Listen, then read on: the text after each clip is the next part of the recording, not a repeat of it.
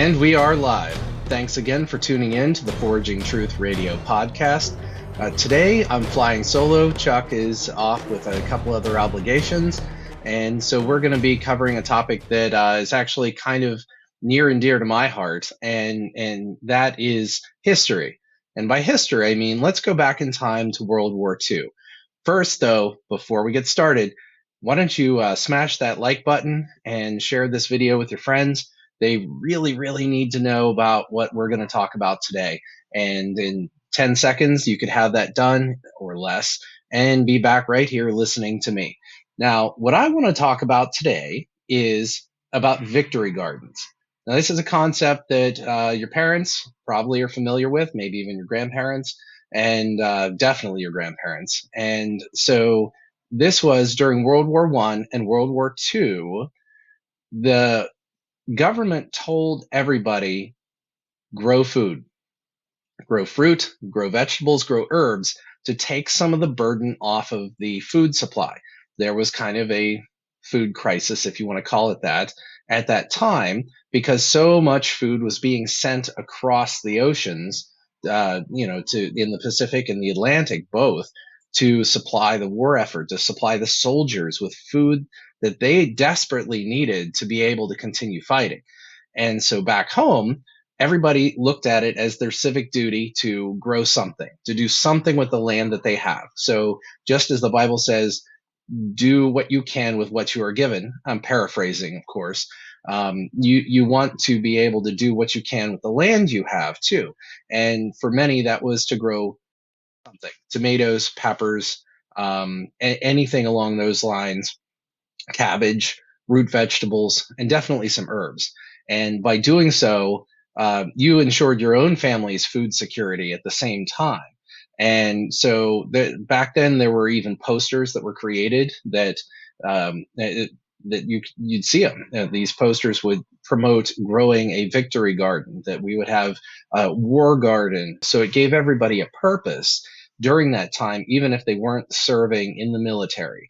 And so that's something to think about today, given that we are dealing with potentially food crises of different kinds. And there's a lot of, fear that's being pushed in the media that maybe a lot of it's not warranted, but we don't know what the future holds. And so you can kind of like an insurance policy. You get that. So if your house burns down, it covers what's in it, maybe covers rebuilding the house.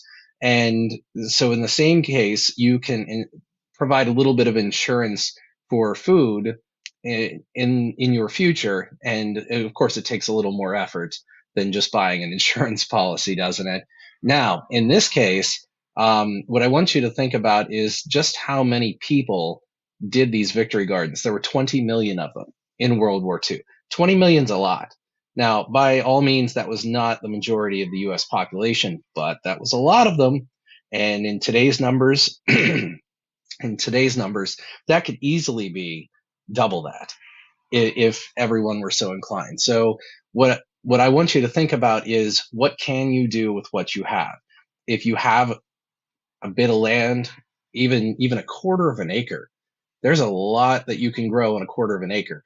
I came across a YouTube channel where this family had a sixth of an acre, I believe, in California, and family of four, I believe. And they, if I can find the video, I'll put a link in the description. They grew 90% of their food supply in the summertime on a sixth of an acre. Now, mind you, it's California, it's nice weather, that sort of thing, but that's a really small amount of land. And, I think, we can do a lot more with what we have. And plus, they didn't have to cut the grass. Think about that. You don't have to cut the grass if you're growing things there. And now, mind you, their yard was fenced in, and, it was very well planned out. But now is the time to plan. Now is the time to plan. And what is it? Is it a proverb, I think, that says that a wise man plans his way and the Lord guides his steps? I'm paraphrasing a little bit on that, but I believe that's the gist of it. That the Lord is still involved, but there's a whole lot that you can do in the planning process and using your brain to work through these things. And you might say, no, no, listen, Seth. I have a black thumb. Everything I've tried to grow died. Well, it's like anything else. Practice. First time you rode a bike, I bet you didn't do too well at it. First time you drove a car, might have been kind of difficult, but you got better at it. And so that's what I'm going to say to do is take something and start with that. Even if all you grew was a few tomato plants, if you got them to grow and produce fruit, success. Then next year, what can you do better? Without getting into all the details of how organic gardening would grow or how to grow tomatoes in pots, or what kind of herbs are best for your soil testing. There's a lot of rabbit holes you can get into. And I will say YouTube is an awfully good resource. If you like reading books, great, buy some books, read them. But if listening and watching is more your style, then YouTube has a lot of great YouTube channels, a lot of great channels. One that comes to mind is M.I. Gardner, and M.I. for Michigan. He's got so many videos on a variety of things and really breaks it down nice and easy. So this is just kind of an informal plug for M.I. Gardner. I think that guy's doing a lot of good stuff, and we'll put a link to that in the description as well. But I want you to think about as well, not just not just a victory garden, but what are we searching for victory in the spiritual world? I mean, Jesus basically said, we have victory over the world because we follow him. Paul said in the book of Ephesians, verse 6, that we are not fighting against flesh and blood enemies, but against evil rulers and authorities of the unseen world, against mighty powers in this dark world, and against evil spirits in heavenly places. Now that sounds terrible. That sounds like a monster sandwich right there. But I think that we take it in the perspective of we are serving the king, we are serving Jesus, and he's overcome the world. So we have to keep that in mind in all that we do. And to roll it back to the gardening angle, you're serving your family when you are showing love for your family if you're able to grow something that you can eat. And there's a satisfaction in um, working with the creation to develop to grow something that is that's part of the creation, but that you had a hand in cultivating it. And whether that's rows of corn or peach trees or anything along those lines, it could be herbs, it could be that you collect seeds from wild plants that are edible and toss those seeds around in your yard. I mean, you could, if you have a hillside where you can't do much with it, collect wild seeds and throw them there, see what grows. You may end up with a wild garden that contains so much nutrition, and if it's acclimated to the soil in your area, then you'll have less work involved in getting that going, and it's potentially going to be more resistant to all the bugs out there that love to eat leaves and roots and everything. So something to consider there as well. And that's something that Chuck and I have both done, is we've collected seeds and redistributed them from one spot in our yards to another, or if we've picked them up nearby. Certainly, we don't take all the seeds because we want those plants to continue to grow where they're happy growing. But in other places, in some places, there's an abundance of seeds.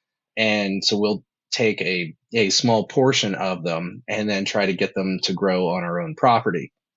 You may even find, if you bring in some fill dirt, you have a foundation on your house, they bring some dirt in to fill around it. Or if you're trying to grade your property differently, you might find that the dirt you bring in brings new species of plants with it, and that could be beneficial or that could be problematic. I haven't seen that to be a problem, but I have seen some new plants crop up, and then they spread from there. So I think that's kind of interesting too, and something to think about. You certainly don't want to break any laws if you're going to go into another state or even another country and try to bring things back. You don't want to do that because there are laws about these things. But certainly if your neighbor's got a whole bunch of red clover growing, and you go ask them, hey, can I get some of the seeds off this? And you get them, and then you get it growing in your yard. Now, the clover has more room to spread out, and then you both can enjoy it. So that's some food for thought today. Literally some food for thought. I hope that you guys really think about this and take something good from it and go do good things. I mean, God gave us this creation for us to interact with and enjoy, and that certainly means the food that we have here. So without further ado, I'm going to close out this podcast, and I just want to remind you all to make sure you've liked, share, and subscribed. And don't forget to ring that notification bell when you do subscribe, so you will be notified of these new episodes, assuming YouTube's algorithm doesn't do something dumb. Some of the time it'll be me solo. Some of the time it will be Chuck and I. We plan on having some additional guests. We've got them lined up. It's just a matter of scheduling them. So always remember to love your God, love your neighbor, and always keep foraging.